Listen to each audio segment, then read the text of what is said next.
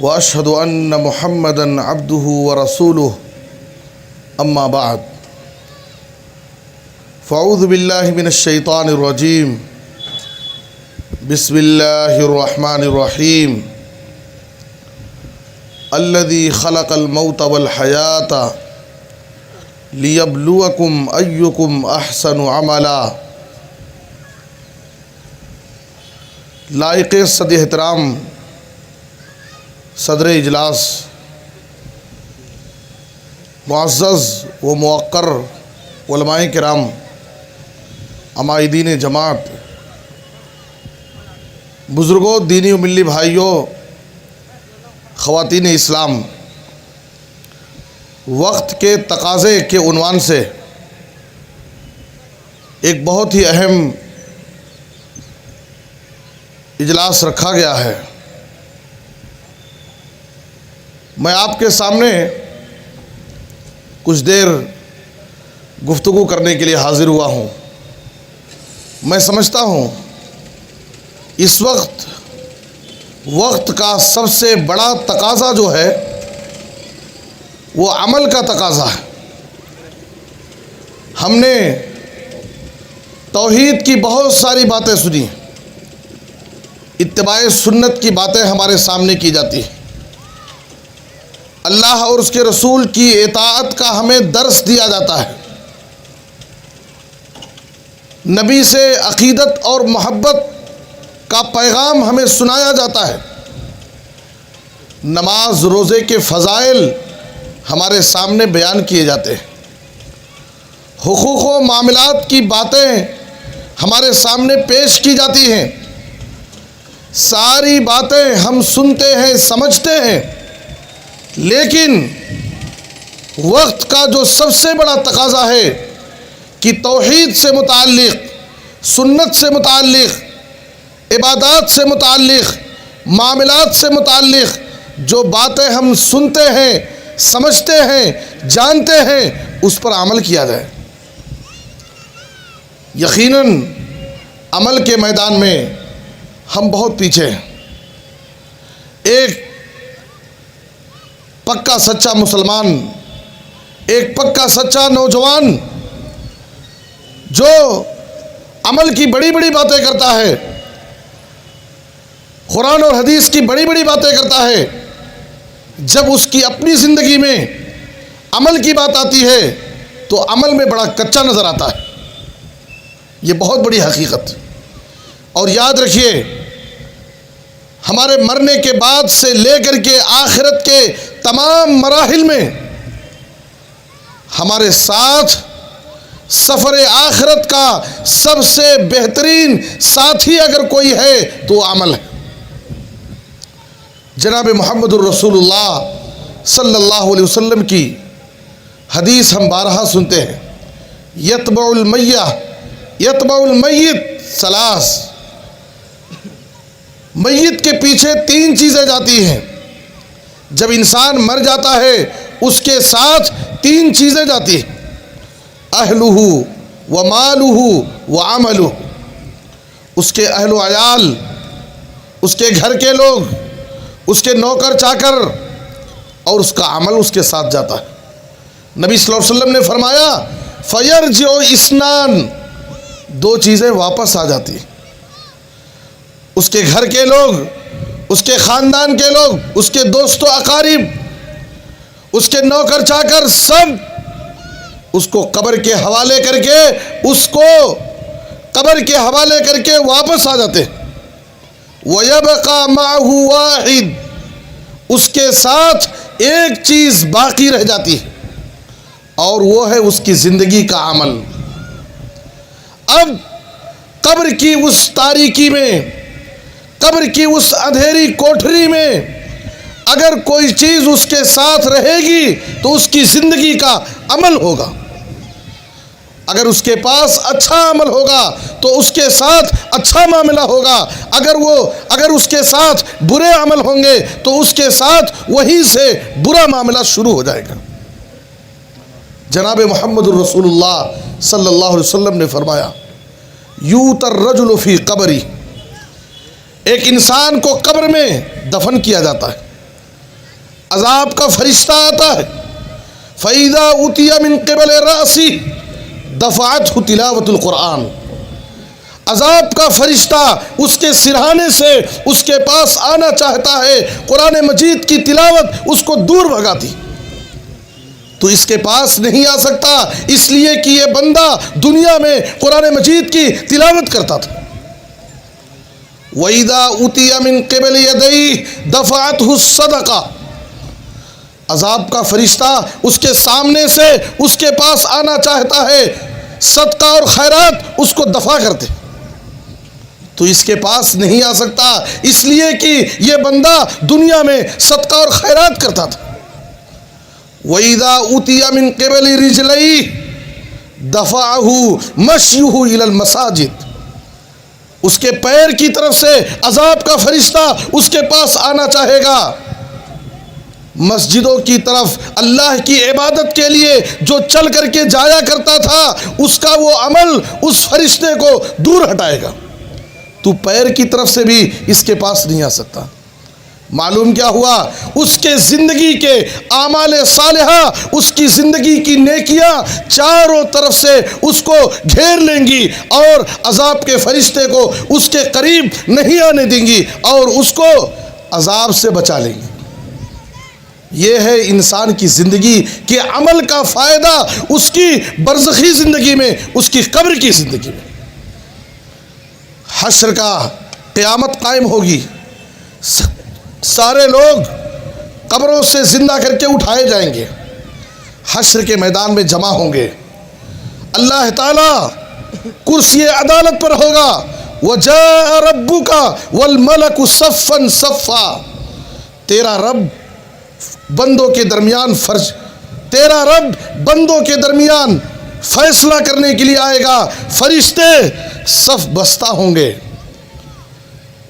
یاد رکھیے، اللہ رب العالمین کے سامنے بندہ تنے تنہا کھڑا ہوگا حساب و کتاب پیش کرنے کے لیے، وَكُلُّهُمْ آتِيهِ يَوْمَ الْقِيَامَةِ فَرْدًا، قیامت کے دن سارے لوگ اللہ کی دربار میں اللہ کے سامنے تنے تنہا اکیلے کھڑے ہوں گے۔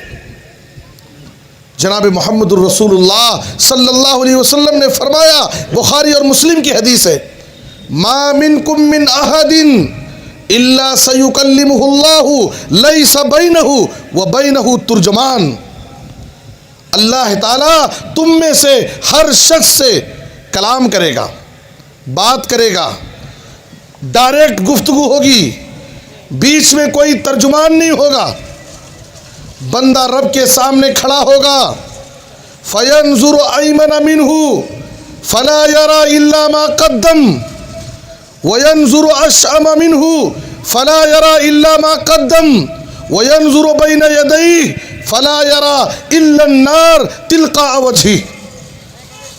نبی صلی اللہ علیہ وسلم نے فرمایا، آدمی رب کے سامنے کھڑا ہے، سیدھی طرف دیکھے گا، اس کے اعمال اس کو نظر آئیں گے، بائیں طرف دیکھے گا، اس کے اعمال اس کو نظر آئیں گے، سامنے دیکھے گا، جہنم کی بھڑکتی ہوئی آگ نظر آئے گی۔ نبی صلی اللہ علیہ وسلم نے فرمایا، اے لوگو فاتقوا النار ولو بشق تمرہ، جہنم کی اس آگ سے بچانے کی فکر کرو، اگرچہ کھجور کا ایک ٹکڑا ہی صدقہ کر کے۔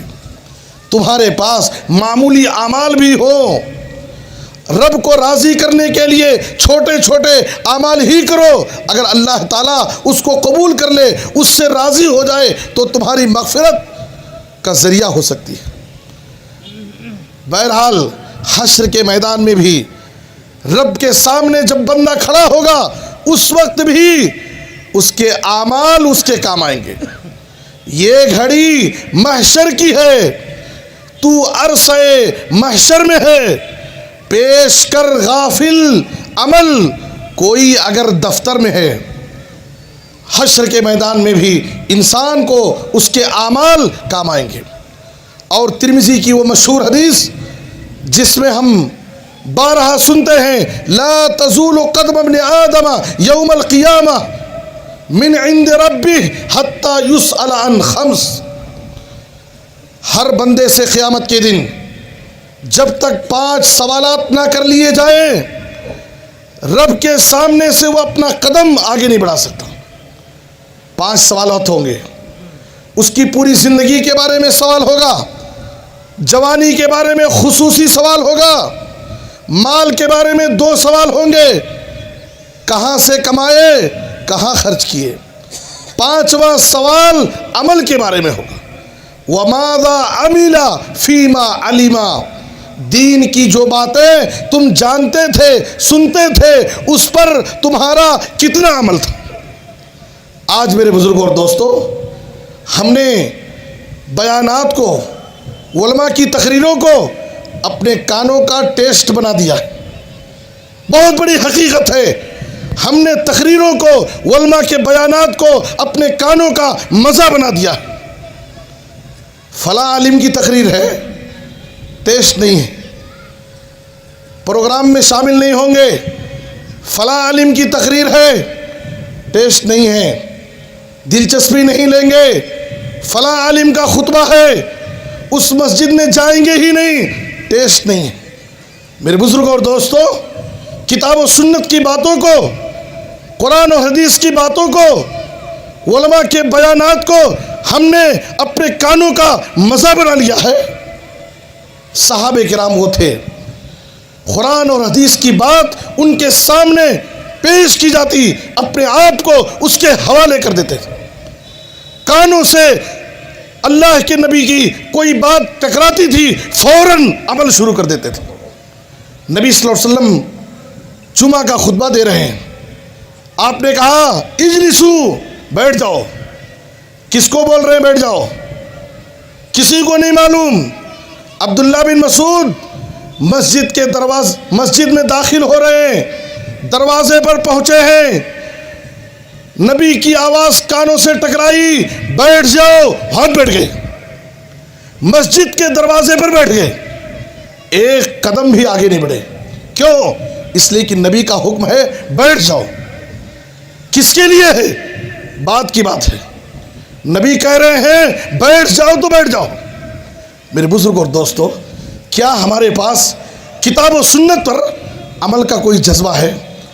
ایسے بیانات سنتے جاؤ، اجتماعات میں، لاکھوں اجتماعات میں شرکت کر لو، جب تک ہمارے پاس کتاب و سنت پر عمل کا جذبہ نہیں آئے گا، ہم یاد رکھیں، نہ قبر میں کامیابی ملے گی، نہ حشر کے میدان میں ہمیں کامیابی مل سکتی ہے۔ دنیا اور آخرت کی عزت، کامیابی حاصل کرنا چاہتے ہو تو عمل کے میدان میں آگے آؤ اور باتیں بنانا چھوڑ دو۔ عمل چھوڑ کر صرف باتیں بنا کر کوئی قوم دنیا میں ابھری نہیں ہے۔ عمل شرط ہے، عزت، ترقی، کامیابی، اللہ کی نصرت، اللہ کی مدد، اللہ کی رحمت حاصل کرنے کے لیے اصل عمل شرط۔ اسی لیے قرآن مجید میں اللہ تعالیٰ جگہ جگہ الا الذین آمنوا وعملوا الصالحات عمل کی دعوت دیتا ہے۔ ایک حدیث میں آپ کے سامنے بیان کر کے عمل کے لیے، ہماری روزمرہ زندگیوں میں عمل کے لیے ایک حدیث آپ کے سامنے بیان کر کے میں اپنی بات ختم کر رہا ہوں۔ مسند احمد کی حدیث ہے۔ میرے بزرگوں اور دوستو، 6 باتیں ہیں، نبی صلی اللہ علیہ وسلم کا فرمان ہے، اضمنوا لی ستا من انفسکم اضمن لکم الجنہ۔ نبی صلی اللہ علیہ وسلم فرما رہے ہیں، اے لوگو، تم مجھے اپنی طرف سے 6 باتوں پر عمل کرنے کی ضمانت دو، میں تمہیں جنت کی ضمانت دیتا ہوں۔ میرے بزرگوں اور دوستو، عمل کے شوقین مسلمانوں، ہماری طرف متوجہ ہو جاؤ۔ نبی صلی اللہ علیہ وسلم فرما رہے ہیں، اے لوگو، تم اپنی طرف سے مجھے 6 باتوں کی ضمانت دو، میں تمہیں جنت کی ضمانت دیتا ہوں۔ یاد رکھو، ہم تجارت کرتے ہیں، خرید و فروخت کرتے ہیں، اگر ہمیں پتہ چل جائے اس مال پر کمپنی کی طرف سے گارنٹی ہے، ہم کو خریدنا اس کے لیے آسان ہو جاتا ہے۔ ہمیں معلوم ہو جائے اس مال پر گارنٹی ہے، آسانی سے ہم اس چیز کو خرید لیتے ہیں۔ یہاں غور کیجئے، ضمانت دینے والے، گارنٹی لینے والے اللہ کے نبی ہیں۔ اور ضمانت کس چیز کی؟ دنیا اور آخرت کی۔ ہماری زندگی کا جو سب سے بڑا مقصد ہے آخرت کی کامیابی، جنت کی ضمانت۔ آپ نے کہا اے لوگو تم اپنی طرف سے مجھے 6 باتوں پر عمل کرنے کی ضمانت دو، میں تمہیں جنت کی ضمانت دیتا ہوں۔ 6 باتیں کیا ہیں؟ اصدقوا اذا حدثتم، جب تم بات کرو تو سچی بات کرو، جھوٹ مت بولو، اپنی زندگی میں سچائی کو لازم پکڑ لو۔ وَأَوْفُوا إِذَا وَعَدتُّمْ، کسی سے بھی وعدہ کرو پورا کرو، وعدے کے پکے بن جاؤ، وعدے کی خلاف ورزی مت کرو۔ میرے بزرگ اور دوستو، پورے اجتماع کا خلاصہ ہے ان باتوں پر عمل کر لو کامیاب ہو جاؤ گے، جنت کی ضمانت ہے اس پر۔ بات کرو تو سچی بات کرو، وعدہ کرو وعدے کے پکے ہو جاؤ۔ وَأَدُّوا إِذَا اؤْتُمِنْتُمْ، جب تمہارے پاس امانت رکھی جائے اس کو ادا کر دو۔ وَاحْفَظُوا فُرُوجَكُمْ، اپنی شرمگاہوں عزت و آبرو کی حفاظت کرو۔ وَغُضُّوا أَبْصَارَكُمْ، اپنی نگاہوں کو پست رکھو۔ وَكُفُّوا أَيْدِيَكُمْ، اپنے ہاتھوں کو کنٹرول میں رکھو۔ اللہ تعالی ہمیں حسن عمل کی توفیق عطا فرمائے، آمین۔ تقبل یا رب العالمین۔ وصلی اللہ علی نبینا محمد وآلہ وصحبہ اجمعین، والسلام علیکم ورحمۃ اللہ وبرکاتہ۔